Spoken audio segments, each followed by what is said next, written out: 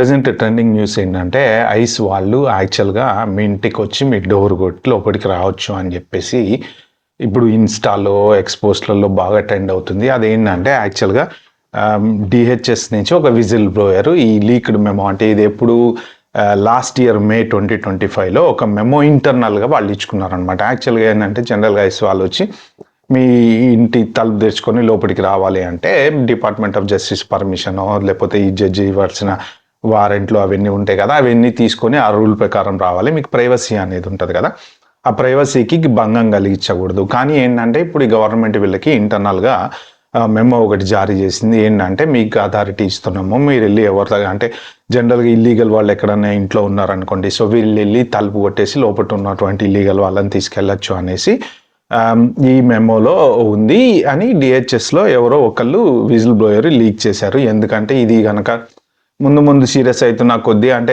వాళ్ళు ఏ రకంగా అయినా వాడుకోవచ్చు కదా, కరెక్ట్ కాదు అనేసి లీక్ చేశారని చెప్పేసి ఉందన్నమాట. So leaked ice memo claims authority to enter private residence without judicial warrant. So ఇది జస్ట్ యాక్చువల్గా ఇప్పుడు January 21, 2026 రీసెంట్గా ఒక 4-5 డేస్ నుంచి బాగా వైరల్ అవుతున్నాయి అన్నమాట ఈ పోస్టులన్నీ. So the associated press published an internal immigration and customs and ICE memorandum claiming that ICE officers may enter private residence to conduct immigration arrests without judicial warrants. So ఆ memo ఎప్పుడు 2025 మేలో sign అయిందట. దానికి form I-205 warrants అనమాట ఇవి. అయితే ఏంటంటే ice rides అయితే బాగా జరుగుతున్నాయి.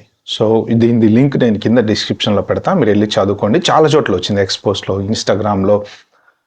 మెయిన్ వీళ్ళు ఎలా వెళ్తున్నారు అని నేను విన్న దాని ప్రకారం ఏంటంటే ఇప్పుడు ఏదన్నా ఒక ఏరియాకి వెళ్ళాలనుకోండి, ఆ ఏరియాకి వెళ్ళి ఆ ఏరియాలో ఒక హోటల్ బుక్ చేసుకొని అక్కడ ఉండి అక్కడ వాళ్ళు అంటే ఇవి కూడా లీక్ అవుతూ చాలా ఎక్స్పోస్ట్లలో ఇన్స్టాలలో మెన్షన్ చేస్తున్నారు అనమాట. అంటే ఏంటంటే దేనికి అథెంటిసిటీ ఉంది దేనికి లేదు అనేది ప్రస్తుతానికి తెలియట్లేదు. సోషల్ మీడియాలో వచ్చేటువంటి ఇన్ఫర్మేషన్లలో జనరల్గా ఎవరికన్నా ఏదైనా ఇప్పుడు ఒక చోటు నుంచి ఒక చోటుకి మీడియా ద్వారా లీక్లు అవుతూ ఉంటాయి కదా, ఆ లీక్ల ప్రకారం ఎవరికి తోచినట్టు వాళ్ళు మెసేజ్లు పెట్టుకుంటూ వెళ్ళిపోతున్నారు అనమాట. But what ever it is, ఏది నమ్మచ్చు ఏది నమ్మకూడదో తెలియదు కాబట్టి మీరు ఏంటంటే జాగ్రత్తగా ఉండడం అయితే బెటర్. ఇప్పుడు ప్రస్తుతము దీంట్లో జోకులు కూడా చాలా వస్తున్నాయి. ఏంటంటే పాస్పోర్ట్ ఇట్లా ఇక్కడ మీకు ఒక ఇది పెడతా నేను, స్క్రీన్ షాట్ చూడండి. పాస్పోర్ట్ ఫేస్కి పెట్టుకొని వెళ్ళడము, కార్లో పాస్పోర్ట్ పెట్టుకున్నా అంటే కామెడీ క్లిప్స్ కొన్ని వస్తున్నాయి అనమాట. అంటే ఏంటంటే ఎక్కడికి వెళ్ళినా కానీ మీ డాక్యుమెంటేషన్ ఏదైతే ఉందో, మీరు పాస్పోర్ట్ అయితే పాస్పోర్ట్ I-797 లేకపోతే మీరు వాట్ ఎవర్ స్టేటస్ దేని మీద ఉన్నారో దాని ప్రకారము మీరు కంపల్సరీ మీ దగ్గర డాక్యుమెంట్స్ పెట్టుకోవటం బెటర్ అనమాట. నేను దీని మీద ఒక వీడియో కూడా చేసి ఐస్ ఆఫీసర్స్ కనుక ఒకవేళ మీతో మిమ్మల్ని ఆపినా లేకపోతే చెక్ చేసినా ఏమైనా చేసినా కన్ఫ్రంట్ చేసినప్పుడు మీరు ఎలా బిహేవ్ చేయాలి అని ఒకవేళ ఎవరైనా మిస్ అయి ఉంటే మాత్రం మీరు వెళ్ళి కింద లింక్ కింద డిస్క్రిప్షన్లో ఉంటుంది, వెళ్ళి చూడండి. కార్లో ఉన్నప్పుడు మిమ్మల్ని ఆపినా, నైట్ టైం ఆపినా, మీరు కార్ లైట్లు వేసుకొని కూర్చొని కానీ ఎప్పుడు ఎక్కడ కూడా వాళ్ళతో ఆర్గ్యుమెంట్ అనేది చేయొద్దు. ఒకవేళ వాళ్ళ ఇంటికి వచ్చి డోర్ కొట్టినా మీ రూల్స్ ఏముంటాయి అనేది అటార్నీని అడిగి తెలుసుకోండి. ఇప్పుడు మరి దీని ప్రకారం ఏంటంటే వాళ్ళకే అథారిటీ ఎక్కువ ఉంది, వాళ్ళు లోపలికి రావచ్చు వారెంట్ తీసుకోకుండా అని చెప్పి రాశారనమాట. బట్ స్టిల్ వీళ్ళు చెప్తారు కదా మన అటార్నీస్, మీకు ఏమేమి రైట్స్ ఉన్నాయి ఏం లేవు ఏమనేది, సో తెలుసుకోవడం అయితే better. But at the same time ఏదున్నా కానీ ఓవర్ స్టే ఉన్న వాళ్ళు ఎవరన్నా ఉంటే మాత్రం వాళ్ళు ఇంకా స్టిల్ ఆఫర్ ఇస్తున్నారు, మీరు వెళ్ళిపోవడమే బెటర్, పట్టుకుంటే మాత్రం మేము అక్కడికి తీసుకెళ్తాం, ఏది మన డిపోర్టేషన్ సెల్కి. నిన్న ఒక 2 days బ్యాక్ అనుకుంటా ఒక చిన్న పిల్లోడిని 5 సంవత్సరాల స్కూల్ పిల్లోడిని వాళ్ళ నాన్నని ఇద్దరిని తీసుకెళ్ళి డిటెన్షన్ సెల్లో పెట్టారని చెప్పేసి అదొక పెద్ద న్యూస్ అయింది. అంటే ఇక్కడ మానవత్వం అనేది పక్కన పెడితే ప్రస్తుతానికి ఏంటంటే వాళ్ళు ఇల్లీగల్ వాళ్ళని క్లియర్ చేయాలి అన్న ఉద్దేశంతో చేస్తున్నారు అనేసి. సో అరౌండ్ ఈ ఎక్కడెక్కడైతే ఇప్పుడు మొన్న హిల్టన్ హోటల్లో కూడా వీళ్ళు రూమ్ తీసుకోవడానికి వెళ్తే మేము మీకు రూమ్ ఇవ్వమని అదొక పెద్ద ఇష్యూ కూడా జరిగింది కదా. సో అలాగా వీళ్ళు ఏంటంటే రావడము, విజిట్ చేయడము, టార్గెటెడ్గా చెక్ చేయటము, అందరినీ ఇల్లీగల్ అనిపిస్తే తీసుకెళ్ళిపోవటము, తర్వాత H-1B వాళ్ళని చెక్ చేశారని చెప్పి 2-3 న్యూస్లు చూసాం మనము. ప్రతి చోట జరుగుతున్నాయి కాబట్టి మీరు ఏంటంటే చాలా జాగ్రత్తగా ఉండడమే బెటర్ అనమాట. అయితే ఏంటంటే కొంతమంది అంటారు ఫేక్ అంటారు, కొంతమంది అంటారు నిజంగా జరుగుతున్నాయి అంటారు. మీకు మెయిన్ ఏంటంటే ఇంటర్నల్గా వాట్సాప్లో గ్రూపులలో మెసేజ్లు పంపించుకొని ఇక్కడ ఇది జరిగిందంట అక్కడ ఇది జరిగిందంట అని చెప్పి నాకు చెప్పండి, నేను బయటికి రావాలా వద్దా, ఏమైనా రైట్స్ అవుతున్నాయా అని చెప్పి కూడా మాట్లాడుకుంటున్నారని కూడా విన్నా. ఏంటంటే మెయిన్ మీ స్టే గనక అనాథరైజ్డ్ స్టే అయితే, అంటే ఫర్ ఎగ్జాంపుల్ మీకు H1 అయిపోయింది, 60 డేస్ కూడా అయిపోయింది, జాబ్ రావట్లేదు, చూద్దాం ఏదైతే అదైందని ఉన్నారు, లేదు స్టూడెంట్ వీసా అయిపోయింది, మీకు OPT రాలేదు, ఏదైతే అదైంది లేని పార్ట్ టైం జాబులు చేసుకుంటూ ఉన్నారు, ఇలాగా మీరు సిస్టమ్ని ఇంకా లైట్ తీసుకోమాకండి. ఎందుకంటే చాలామంది ఇప్పటికీ స్టిల్ పార్ట్ టైం జాబులు చేస్తున్నారు. మొన్న కూడా వీళ్ళు ఏంటంటే 2 స్టూడెంట్స్ని అరెస్ట్ చేస్తారు కదా, ఆ పర్టికులర్ హోటల్లో వాళ్ళు తినడానికి వెళ్ళారంట, అక్కడే వాళ్ళని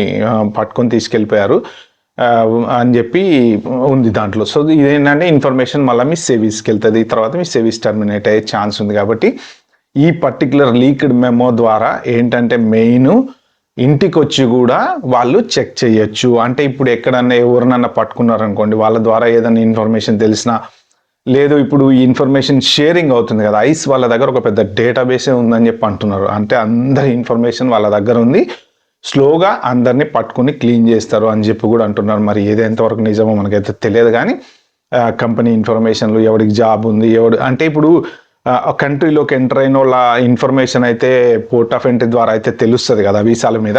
సో వాళ్ళు కొంతమంది గ్రీన్ కార్డులకి అప్లై చేసినప్పుడు అప్పుడు వాళ్ళని ఎప్పుడో ఓవర్ స్టే చేసావు నువ్వు, నీకు అప్పుడు వీసా లేకుండా ఉన్నావు, అట్లా ఉన్నావు ఇట్లా ఉన్నావు అని చెప్పేసి అక్కడి నుంచి తీసుకెళ్ళిపోవడము, అలాగా ఆ డేటా వీళ్ళకి ఏదైతే డేటా వీళ్ళ దగ్గర ఉందో దాని ప్రకారం చెక్ చేసుకుంటా వెళ్ళిపోతున్నారు. స్కూల్స్లో కూడా వెళ్ళి పట్టుకుంటున్నారు అని చెప్పి కూడా విన్నాం కదా. సో కాబట్టి ఏంటంటే మీరు వీలైనంత వరకు జాగ్రత్తగా ఉండండి. ఎక్కడ ఎవరితోని డిస్కషన్లు ఆర్గ్యుమెంట్లు పెట్టుకోకుండా, మొన్న ఈ మధ్యన రాహుల్ రెడ్డి గారిది కూడా ఒకటి హైలైట్ అయింది. ఆయన మొన్న ఎవ్రీ వీక్ పెడుతుంటారు కదా, పెట్టిన దాంట్లో నుంచి ఒకటి టైమ్స్ ఆఫ్ ఇండియాలో వచ్చింది ఆయన ఆర్టికల్. మీరు ఎవరెవరైతే ఉన్నారో అందరూ జాగ్రత్తగా ఉండండి, సినిమాల దగ్గర పాలాభిషేకాలు చేయటాలు కానీ లేకపోతే ఇట్లాంటివి ఎక్కడ కూడా న్యూసెన్స్ అనేది క్రియేట్ చేసుకోవద్దు. ఇప్పుడు పరిస్థితులు చాలా ఘోరంగా ఉన్నాయని ఆయన మంచి సజెషన్ అయితే ఇచ్చారు.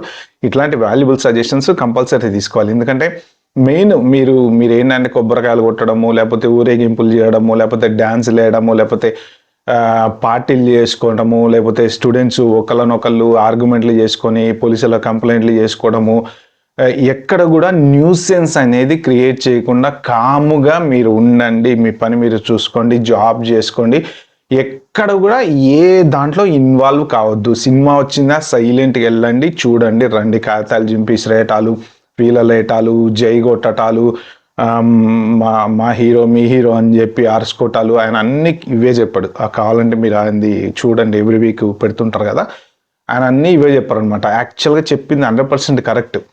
సో ఇప్పుడు వాళ్ళు ఎంత హెల్ప్ చేస్తారో అట్ ద సేమ్ టైం వాళ్ళు ఇచ్చే సజెషన్స్ కూడా చాలా వాల్యుబుల్గా ఉంటాయి, డెఫినెట్గా తీసుకోవాలి. ఈ ఇంటర్వ్యూలలో కూడా చెప్తుంటాడు ఆయన. మీరు వెళ్ళింది దేనికి?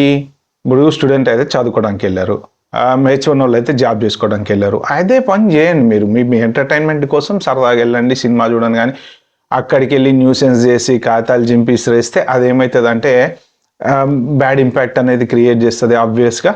తర్వాత మళ్ళీ ఇట్లనే ఏదన్నా ఇన్స్పెక్షన్లో చెకింగ్లో అవి ఇవి అయితే అప్పుడు మళ్ళీ డిపోర్ట్ చేయాల్సి వస్తుంది అనమాట. కాబట్టి ఏంటంటే ఎంతవరకు వీలైతే అంతవరకు సైలెంట్గా మీ పని మీరు చేసుకోవడం బెటర్ అనమాట. ఓకే ఫ్రెండ్స్, ఇది వీడియో చెప్తాను కదా. వీడియో మీకు నచ్చినట్టు please like share subscribe my channel. Thank you.